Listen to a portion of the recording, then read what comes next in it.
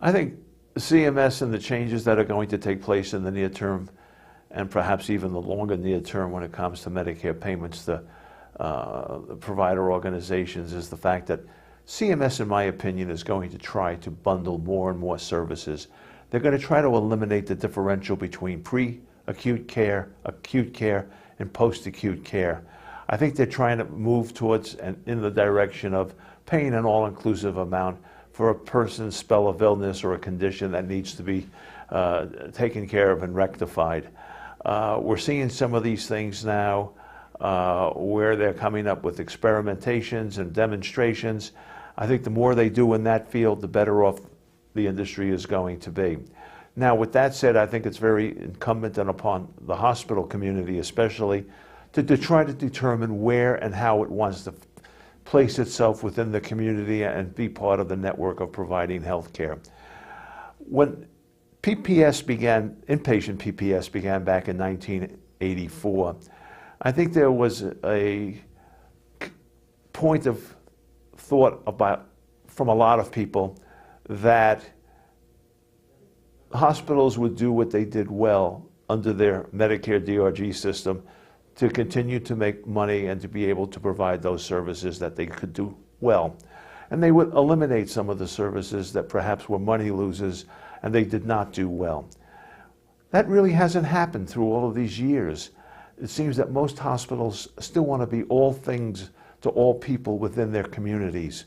But the constraint is coming. The constraint is going to be on the payment side.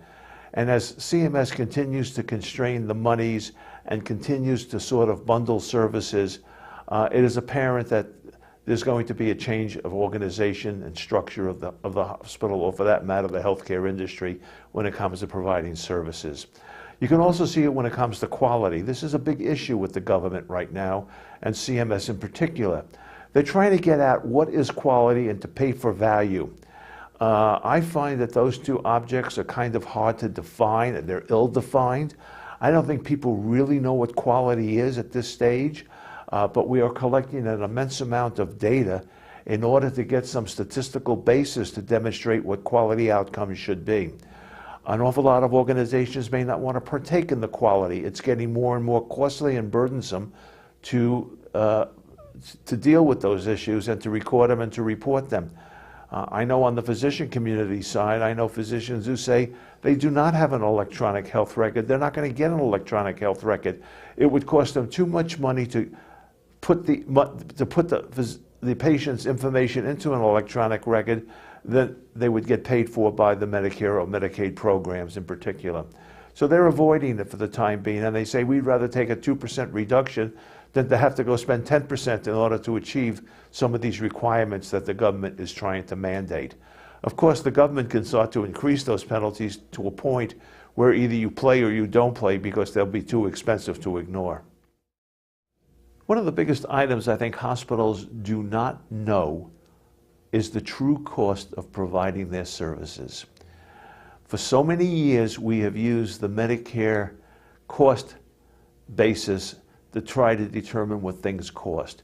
And that is nothing more than a ratio of Medicare charges to total charges applied to total cost. The problem is charges today are irrelevant. Nobody pays $100 for an aspirin. All that $100 charge is going to get you is an exploitation on 60 Minutes or some other show and political aspect. So the key is, what does it really cost to provide aspirins in a hospital, for example?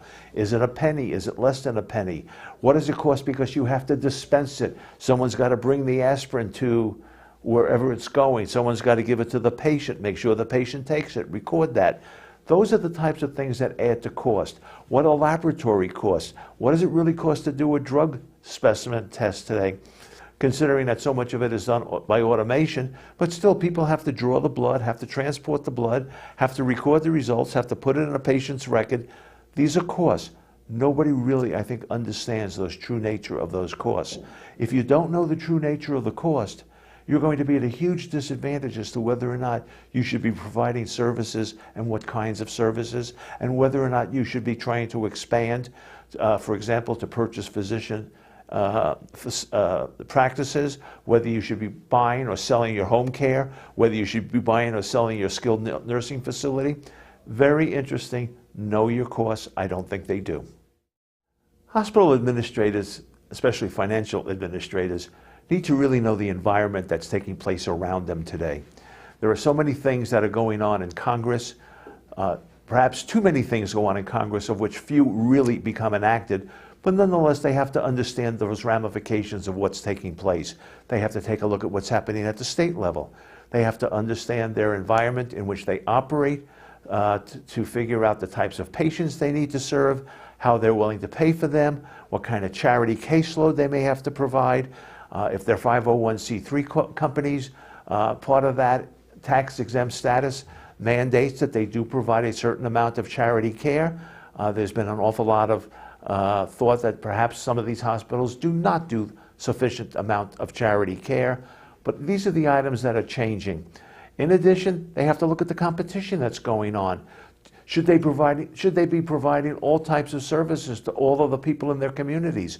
Should they specialize and perform only certain services rather than trying to do all things for all people?